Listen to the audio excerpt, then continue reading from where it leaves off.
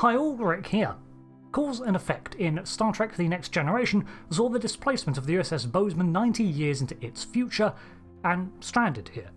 Lower Decks mentions the captain of that vessel in a passing adventure, but what are the details? What happened to a crew and starship almost a century out of place? Let's look at some novels and comics to help flesh out the tale. If you see the beta symbol, it is drawn from extra-canonical sources, as usual, so let's start. In 2278, the USS Bozeman passed into an undetected temporal rift and emerged 90 years later in the Typhon Expanse. This led to a collision with the USS Enterprise NCC-1701-D, culminating in the destruction of both vessels and a warp core breach. This event forced the temporal disturbance into a time loop which lasted 17 days. Now, to clarify, the causality loop was not in effect until the Bozeman emerged and hit the Enterprise, as it was the core rupture which exacerbated the unstable instance into a loop. When the collision was avoided, the loop never came to pass, and again time played out uninterrupted. So from the point of view of the Bozeman, they had not spent 90 years in a sense of déjà vu, repeating the same day until it sunk in, but the same 17.4 days the Enterprise experienced. If the Enterprise had not been there, then the Bozeman would have emerged into the 24th century with no other issues, and eventually they would have discovered their displacement. As it was, the crew, confused and likely also partially aware of some strange déjà vu effect, established their presence in 2368. The first thing that was done after a meeting with the Enterprise D was to report back to Starfleet for a temporal debrief with the Department of Temporal Investigations.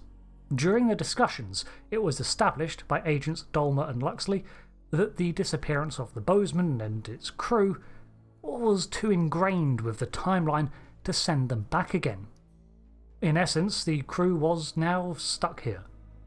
Bateson agreed and cooperated with the assessment, despite the loss it meant to him and his crew.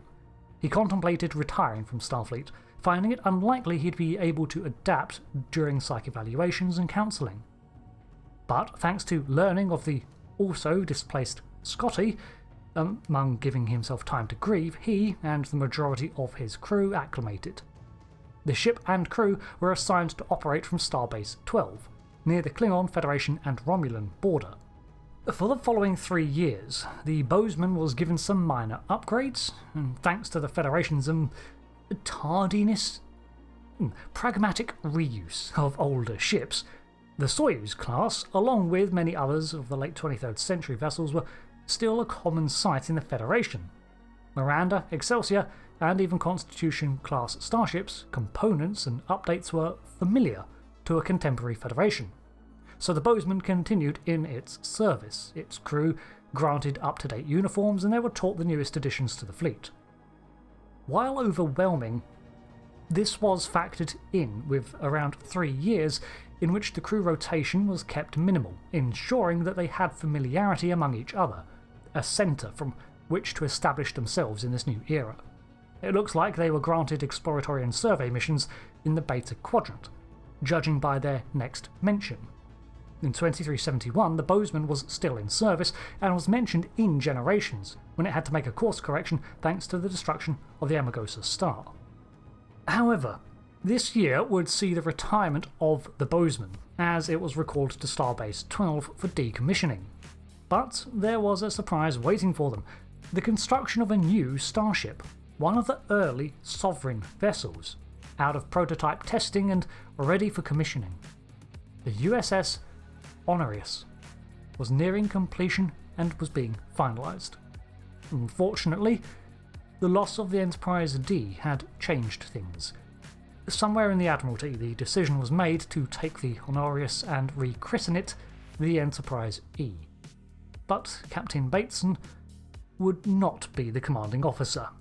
His last act on the vessel was to take it out for its shakedown run, before turning command over to Captain Jean-Luc Picard. Most of the senior staff stuck with Bateson too, being replaced by the crew of the former Enterprise. For his part, Morgan consoled himself with the fact that he was still not completely comfortable with the newer workings of such an advanced ship. But, like it or not, an advanced ship would eventually come to him, as he and his crew were instead assigned to a new vessel, the Bozeman NCC-1701-A.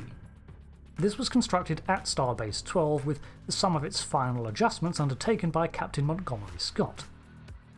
Now, the Ships of the Line refers to it as a Sovereign class, but we later see in canon that Bateson served on an unidentified Akira class later in his career, so I do wonder if this new Bozeman has been canonised as an Akira, which would still be cool. Either way, this new Bozeman was dispatched to intercept the Borg at the Battle of Sector 001 in 2373, and was not seen on screen, but Captain Bateson's voice was heard.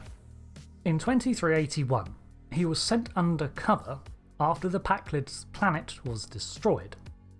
Evidence incriminated Captain Carol Freeman of the USS Cerritos. However, clearly Starfleet intelligence had its doubts. Eventually, they learned the identity of the Packlid forger who created the incriminating data and dispatched Bateson along with operatives to retrieve him from the neutral zone, where he had been hiding out. This covert operation was a success, and eventually led to the exoneration of Freeman and the reveal that the Packlids destroyed their own world with the hopes that the UFP would aid them in relocating to a better one.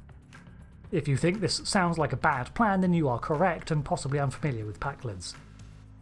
It was during this mission he was witnessed in command of the unknown Akira class, but with the fact that undercover operatives are often assigned short-term ships and teams, it could just be a temporary command.